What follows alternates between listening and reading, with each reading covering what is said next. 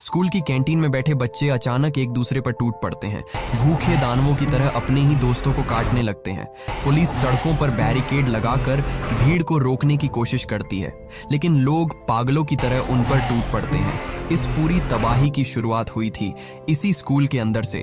तो चलिए शुरू करते हैं All of Us Are Dead की पूरी कहानी। एपिसोड 1। कहानी की शुरुआत होती है हियोसान हाई स्कूल की छत से, जहां कुछ स्टूडेंट्स मिलकर जिनसू नाम के लड़के को बुरी तरह पीट रहे होते हैं। जिनसू काफी डरा हुआ था, लेकिन अचानक उसके अंदर कुछ अजीब बदलाव होने लगते हैं। उसकी बॉडी कांपने लगती है, आंखों में गुस्सा आ जाता है और वह नॉर्मल इंसान जैसा बिहेव नहीं करता। इसी झड़प में जिनसू बिल्डिंग से नीचे गिर जाता है। उसको पीटने वाले स्टूडेंट्स घबरा जाते हैं और उसे हॉस्पिटल पहुंचा देते हैं ताकि उन पर इल्जाम ना आए। हॉस्पिटल में जिनसू का फादर ली ब्योंग चान आता है, जो उसी स्कूल का साइंस टीचर था, लेकिन अपने बेटे की हालत देखकर भी वह ज्यादा शॉक्ड नहीं होता, जैसे उसे पहले से पता हो कि जिनसू के साथ क्या हो रहा है। कुछ देर बाद जिनसू फिर वायलेंट होने लगता है। ली ब्योंग चान उसे रोकने के लिए इंजेक्शन ढूंढता है, लेकिन इंजेक्शन नहीं मिलता। मजबूरी में वह अपने ही बेटे को मारकर सूटकेस में डाल देता है, लेकिन जब सूटकेस से जिनसू का हाथ बाहर आता है तो साफ पता चल जाता है कि वह पूरी तरह मरा नहीं था। इसके बाद कहानी स्कूल में आती है, जहां हमें बाकी स्टूडेंट्स दिखते हैं। ऑनजो, उसका बचपन का दोस्त चोंगसान, सू ह्योक और क्लास प्रेसिडेंट चोई नामरा। स्कूल में सब कुछ नॉर्मल चल रहा था, लेकिन साइंस लैब में एक बड़ा खतरा छिपा हुआ था। एक लड़की लैब में जाती है, जहां उसे एक छोटा व्हाइट माउस काट लेता है। जैसे ही ली ब्योंग चान उसके हाथ से ब्लड निकलता देखता है, वह उसे बाहर जाने नहीं देता और लैब में बंद कर देता है। धीरे धीरे लड़की की हालत खराब होने लगती है। ली ब्योंग चान उसे इंजेक्शंस देता है और उसके सिम्टम्स रिकॉर्ड करता है, जैसे वह किसी डेंजरस वायरस पर एक्सपेरिमेंट कर रहा हो। कुछ देर बाद वही लड़की किसी तरह लैब से निकलकर क्लास में पहुंच जाती है। उसकी हालत बहुत खराब थी। वह सबको बताती है कि साइंस टीचर ने उसे बंद करके रखा था और उस पर एक्सपेरिमेंट किया था। टीचर्स उसे हॉस्पिटल भेजने का फैसला करते हैं, लेकिन ली ब्योंग चान बार बार वार्निंग देता है कि उसे बाहर भेजना खतरनाक होगा, लेकिन प्रिंसिपल उसकी बात नहीं सुनता और इसी गलती की वजह से इन्फेक्शन स्कूल के अंदर फैलना शुरू हो जाता है। स्कूल की नर्स उस इन्फेक्टेड लड़की के कांटेक्ट में आती है और कुछ ही देर में खुद भी ज़ॉम्बी जैसी बन जाती है। उसी समय लंच ब्रेक में सारे बच्चे कैंटीन में मौजूद होते हैं। ऑनजो, चोंगसान और बाकी स्टूडेंट्स अपनी नॉर्मल स्कूल लाइफ में बिजी थे। तभी बाहर अचानक भगदड़ मच जाती है। कुछ स्टूडेंट्स जान बचाकर कैंटीन की तरफ भागते हैं और उनके पीछे इन्फेक्टेड स्टूडेंट्स का पूरा झुंड होता है। जिसे भी बाइट किया जा रहा था, वह कुछ सेकंड्स में उन्हीं जैसा बनता जा रहा था। देखते ही देखते हियोसान हाई स्कूल का नॉर्मल दिन एक खतरनाक ज़ॉम्बी आउटब्रेक में बदल जाता है। कैंटीन के अंदर चीख पुकार मच जाती है। बच्चे अपनी जान बचाने के लिए इधर उधर भागने लगते हैं। एपिसोड 2। इधर स्कूल के अंदर इन्फेक्शन पूरी तरह फैल चुका था। कैंटीन में चारों तरफ चीख पुकार मची हुई थी। स्टूडेंट्स अपनी जान बचाकर भाग रहे थे। ऑनजो और चोंगसान किसी तरह कैंटीन से निकलने की कोशिश करते हैं। उनके साथ कुछ और स्टूडेंट्स भी भागते हुए एक ओपन विंडो की तरफ बढ़ते हैं। बाहर का माहौल भी उतना ही खराब था, लेकिन उनके पास रुकने का कोई ऑप्शन नहीं था। वे लोग जान बचाकर ऊपर की तरफ चढ़ते हैं और फाइनली अपने क्लासरूम तक पहुंच जाते हैं, जहां कुछ बच्चे पहले से छिपे हुए थे। थोड़ी देर बाद सू ह्योक और क्लास प्रेसिडेंट नामरा भी उसी क्लासरूम में आ जाते हैं। वे लोग किसी तरह फोन ढूंढकर इमरजेंसी कॉल करने की कोशिश करते हैं, लेकिन जब वे पुलिस को ज़ॉम्बीज के बारे में बताते हैं तो पुलिस पहले इसे बच्चों का मजाक समझती है। तभी ऑनजो फायर स्टेशन पर कॉल करती है, लेकिन वहां भी कोई ज़ॉम्बी वाली बात बिलीव नहीं करता। इसलिए ऑनजो झूठ बोल देती है कि स्कूल में आग लग गई है। उसकी बात सुनकर फायर डिपार्टमेंट वाले स्कूल की तरफ निकलने लगते हैं। दूसरी तरफ प्रिंसिपल ऑफिस में मीटिंग चल रही थी। क्लास टीचर बार बार कहती है कि बच्चों को जल्दी बाहर निकालना चाहिए, लेकिन प्रिंसिपल को सिर्फ स्कूल की रेप्यूटेशन की चिंता थी।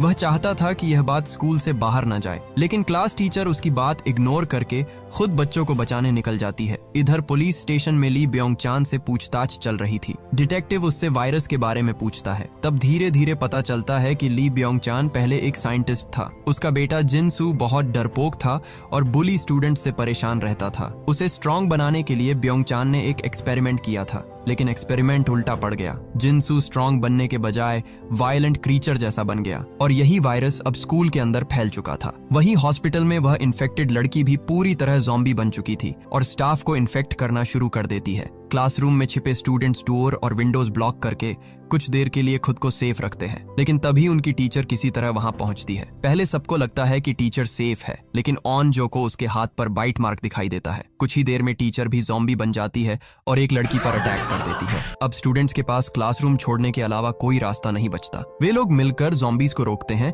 और साइंस लैब की तरफ भाग जाते हैं। साइंस लैब में पहुंचकर ऑन जो को याद आता है कि सू ह्योक उनके साथ नहीं है। उसे लगता है कि शायद सू ह्योक भी इन्फेक्ट हो चुका होगा, लेकिन दूसरी तरफ सू ह्योक अभी जिंदा था और खुद भी किसी तरह बचने का रास्ता ढूंढ रहा था। इसी बीच स्कूल की अलग अलग जगहों पर बचे हुए स्टूडेंट्स दिखते हैं। कुछ टेरेस पर फंसे थे, कुछ वॉशरूम में छिपे थे और कुछ क्लासरूम में अपनी जान बचाने की कोशिश कर रहे थे। Class teacher finally announcement room तक पहुंच जाती है और पूरे स्कूल में अनाउंस करती है कि जो भी उसकी आवाज सुन रहा है वह किसी सेफ जगह पर छिपा रहे और मौका मिले तो स्कूल से बाहर निकल जाए। साइंस लैब में ऑनजो अपनी बेस्ट फ्रेंड ईसाक के साथ बैठी होती है, लेकिन तभी ऑनजो को एहसास होता है कि ईसाक की बॉडी ठंडी हो चुकी है और उसकी नोज से ब्लीडिंग हो रही है। अब सबको समझ आ जाता है कि ईसाक भी इन्फेक्ट हो चुकी है। ऑनजो उसे छोड़ना नहीं चाहती, लेकिन चोंगसान समझ जाता है कि अगर ईसाक को नहीं रोका गया तो वह बाकी सबको भी इन्फेक्ट कर देगी। देखते ही देखते ईसाक पूरी तरह ज़ॉम्बी बन जाती है और ऑनजो पर अटैक करने लगती है। चोंगसान किसी तरह ऑनजो को बचाता है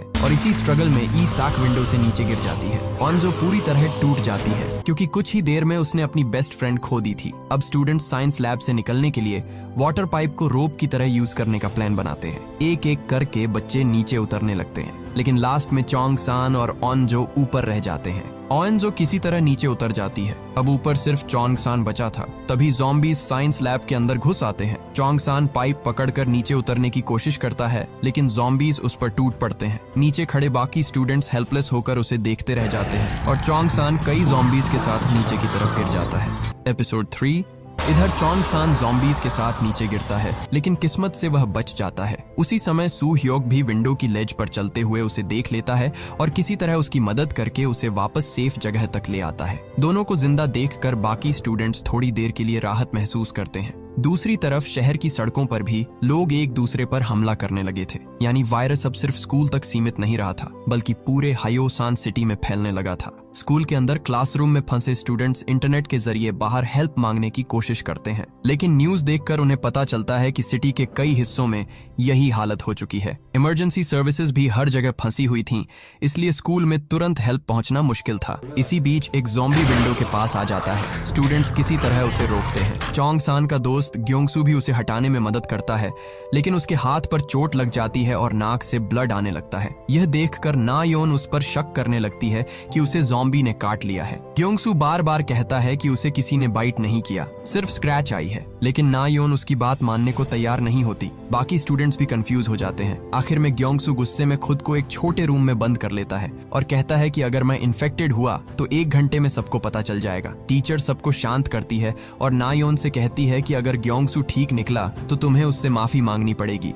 लेकिन ना योन के दिमाग में कुछ और चल रहा था। कुछ देर बाद वह सीक्रेटली उस क्लॉथ पर इन्फेक्टेड ज़ॉम्बी का ब्लड लगाती है और उसी क्लॉथ से ग्योंगसू के जख्म को साफ कर देती है। किसी को पता नहीं चलता कि उसने क्या किया है। थोड़ी देर तक ग्योंगसू बिल्कुल नॉर्मल रहता है, लेकिन धीरे धीरे ग्योंगसू की हालत बदलने लगती है और वह समझ जाता है कि अब वह भी इन्फेक्टेड हो चुका है। वह रोते हुए कहता है कि मैं तुम लोगों को हर्ट नहीं करना चाहता। चोंगसान उसे देखकर टूट जाता है क्योंकि ग्योंगसू उसका बहुत अच्छा दोस्त था। आखिरी मोमेंट पर ग्योंगसू नीचे गिर जाता है। तभी नामरा सबके सामने सच बता देती है। वह कहती है कि उसने अपनी आंखों से देखा था कि ना योन ने इन्फेक्टेड ब्लड वाला क्लॉथ ग्योंगसू के जख्म पर लगाया था। यानी ग्योंगसू को ज़ॉम्बी ने नहीं बल्कि ना योन ने इन्फेक्ट किया था। यह सुनकर सभी स्टूडेंट्स गुस्से में आ जाते हैं। टीचर बच्चों को रोकती है और कहती है कि इस हालत में भी हमें एक दूसरे को मारना नहीं है, वरना हम ज़ॉम्बीज से अलग नहीं रह जाएंगे। ना योन गिल्ट और गुस्से में रूम से बाहर निकल जाती है। टीचर उसे अकेला छोड़ने के लिए तैयार नहीं होती और बाकी बच्चों को अंदर रोककर खुद उसे वापस लाने बाहर चली जाती है।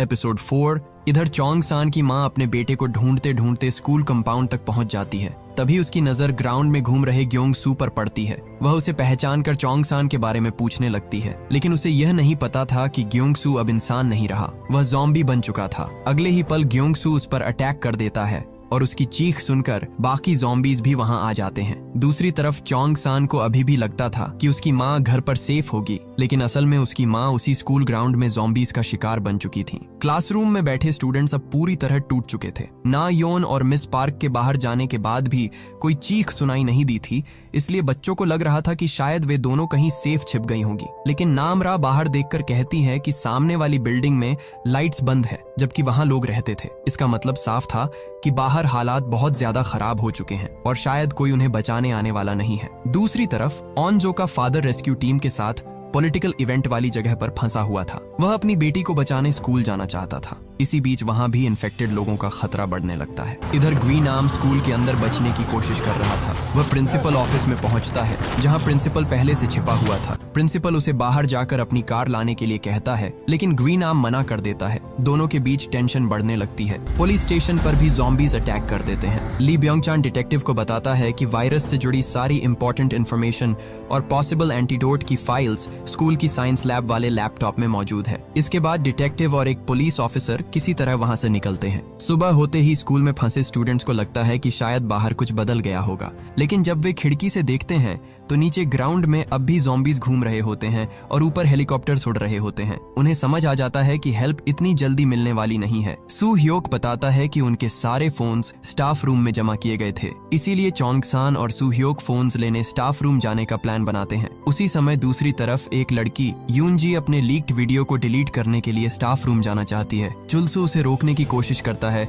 लेकिन यूनजी अकेली ही निकल जाती है। रास्ते में ज़ॉम्बीज उसे बाइट कर लेते हैं, लेकिन अजीब बात यह थी कि इन्फेक्टेड होने के बाद भी वह पूरी तरह ज़ॉम्बी नहीं बनती। वह नॉर्मल इंसान की तरह चलती रहती है। चोंग सान और सू ह्योक किसी तरह विंडो के रास्ते स्टाफ रूम तक पहुंचते हैं। अंदर उन्हें फोन्स टूटने की आवाज आती है। वहां यूनजी सारे फोन्स तोड़ रही होती है। जैसे ही चोंग सान एक फोन उठाता है, यूनजी उस पर अटैक कर देती है। आवाज सुनकर ज़ॉम्बीज भी वहां आ जाते हैं और चोंग सान और सू ह्योक अलग अलग डायरेक्शन में भागने को मजबूर हो जाते हैं। चोंग सान भागते भागते प्रिंसिपल ऑफिस में पहुंच जाता है। वहां वह देखता है कि ग्वी नाम ने प्रिंसिपल को बांध रखा है। चोंग सान उसे रोकने की कोशिश करता है और अपने फोन से उसका वीडियो रिकॉर्ड करने लगता है। वह ग्वी नाम से कहता है कि तू सिर्फ लोगों को डराकर खुद को स्ट्रॉन्ग समझता है, इसलिए कोई तेरी रिस्पेक्ट नहीं करता। ये सुनते ही ग्वी नाम का गुस्सा फट पड़ता है और वह प्रिंसिपल को मार देता है। ये सब चोंग सान के फोन में रिकॉर्ड हो चुका था। अब ग्वी नाम उस फोन को छीनना चाहता था, इसलिए वह चोंग सान के पीछे भागता है। चोंग सान अपनी जान बचाकर भाग रहा था। पीछे ग्वी नाम उसे मारने के लिए दौड़ रहा था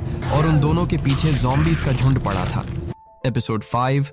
वॉशरूम में फंसी एथलीट गर्ल अपने छोटे भाई को ढूंढने के लिए नीचे जाने का फैसला करती है। उसके साथ बाकी बच्चे भी सावधानी से आगे बढ़ते हैं, लेकिन उसे अपना भाई कहीं नहीं मिलता। दूसरी तरफ क्लासरूम में ऑनजो अब भी चोंग सान और सू ह्योक का इंतजार कर रही थी। जब सू ह्योक अकेला वापस आता है तो ऑनजो घबरा जाती है। उधर चोंग सान ग्वी नाम से बचते बचाते लाइब्रेरी में पहुंच जाता है। दोनों के बीच लाइब्रेरी में जबरदस्त फाइट होती है। इसी फाइट में चोंग सान ग्वी नाम की आंख पर फोन से वार कर देता है और वहां से भाग जाता है, लेकिन ग्वी नाम नीचे गिरने के बाद भी मरता नहीं। उसे ज़ॉम्बीज बाइट कर लेते हैं, फिर भी वह बाकी लोगों की तरह पूरी तरह ज़ॉम्बी नहीं बनता।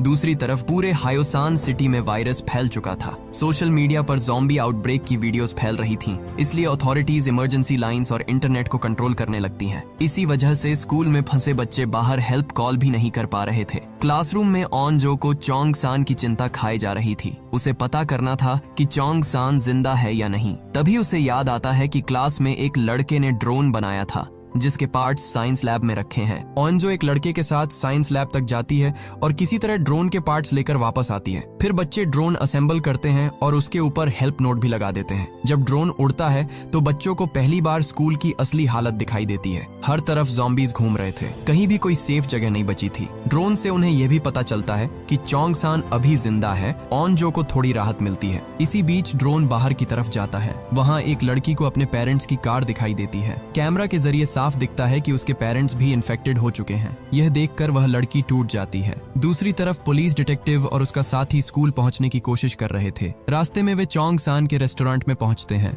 जहां उन्हें एक छोटा बच्चा मिलता है। बच्चा अभी इन्फेक्टेड नहीं था। डिटेक्टिव उसे बचाने का फैसला करता है। इधर एथलीट ग्रुप को पता चलता है कि स्टाफ रूम में एक इमरजेंसी फोन है, इसलिए वे लोग वहां पहुंचने का प्लान बनाते हैं। रास्ते में उन्हें कई ज़ॉम्बीज से लड़ना पड़ता है।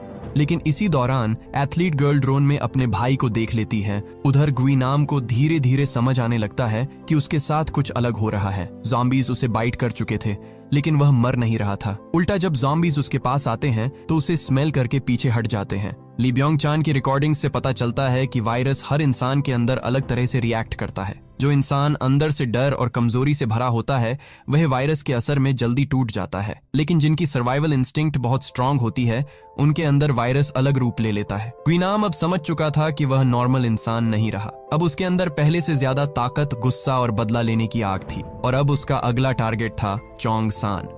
एपिसोड 6। इधर ग्वीनाम अब चोंग सान को ढूंढने के लिए पूरी तरह पागल हो चुका था।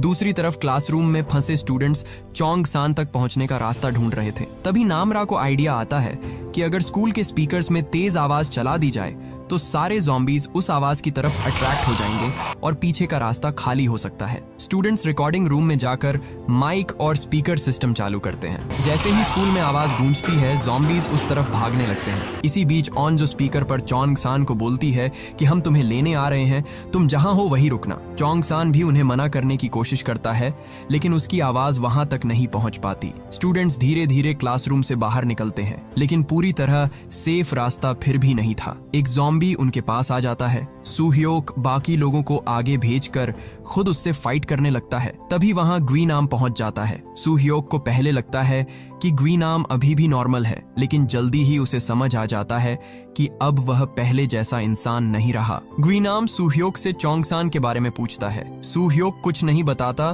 तो दोनों के बीच जबरदस्त फाइट शुरू हो जाती है। सूह्योक उसे रोकने की कोशिश करता है, लेकिन ग्वीनाम की ताकत पहले से ज्यादा हो चुकी थी। तभी नामरा सूह्योक को बचाने आती है, लेकिन फाइट के बीच ग्वीनाम नामरा को बाइट कर लेता है। सूह्योक किसी तरह ग्वीनाम को विंडो से नीचे फेंक देता है, लेकिन नामरा अब इन्फेक्टेड हो चुकी थी। स्टूडेंट्स किसी तरह चोंग सान तक पहुंच जाते हैं और उसे वापस अपने साथ ले आते हैं। उसके हाथ पर बाइट मार्क साफ दिख रहा था। सभी को डर था कि वह कुछ ही देर में ज़ॉम्बी बन जाएगी। क्लासरूम में माहौल बहुत टेंस हो जाता है। कुछ स्टूडेंट्स चाहते थे कि नामरा को तुरंत बाहर निकाल दिया जाए, लेकिन सूह्योक उसे छोड़ने को तैयार नहीं था। वह उसका हाथ पकड़कर बैठ जाता है और कहता है कि जब तक वह पूरी तरह ज़ॉम्बी नहीं बनती उसे बाहर नहीं निकाला जाएगा। ऑनजो भी समझ जाती है कि नामरा और ग्वीनाम दोनों के साथ कुछ अलग हो रहा है। वे बाइट होने के बाद भी बाकी ज़ॉम्बीज की तरह पूरी तरह कंट्रोल नहीं खो रहे थे। नामरा खुद भी कहती है कि उसे अंदर से किसी को बाइट करने की इच्छा हो रही है, लेकिन वह खुद को रोक रही है। आखिर में स्टूडेंट्स नामरा को हाथ बांधकर कमरे में रहने देते हैं। दूसरी तरफ ऑनजो का फादर समझ चुका था कि अगर वह ऑफिशियल रेस्क्यू का इंतजार करेगा तो शायद कभी अपनी बेटी तक नहीं पहुंच पाएगा। वह मौका देखकर गार्ड्स पर हमला करता है, उनकी यूनिफॉर्म पहनता है और सेंटर से बाहर निकल जाता है। अब उसका सिर्फ एक ही मकसद था, किसी भी तरह ह्योसन हाई स्कूल पहुंचना। इधर क्लासरूम में स्टूडेंट्स भूख और प्यास से टूटने लगे थे। उन्हें लगता है कि साइड रूम में शायद कुछ खाने पीने का सामान होगा, लेकिन दरवाजा लॉक्ड था। इसी बीच उन्हें एक हैंडी कैम मिलता है। सभी बारी बारी से उसमें अपने मैसेजेस रिकॉर्ड करने लगते हैं। ऑन जो अपने फादर के लिए मैसेज रिकॉर्ड करती है। वह कहती है कि उसे पूरा भरोसा है कि उसके पिता उसे बचाने जरूर आएंगे। उसी समय उसके फादर सच में अपनी जान जोखिम में डालकर स्कूल की तरफ बढ़ रहे थे। रास्ते में उसे कई जगह ज़ॉम्बीज से बचना पड़ता है। वह नदी में जंप करके आगे निकलने की कोशिश करता है, लेकिन इस दौरान वह घायल भी हो जाता है। ये थे All of Us Are Dead series के 1 से 6 एपिसोड। अगले 6 से 12 एपिसोड देखने के लिए यहाँ क्लिक करें।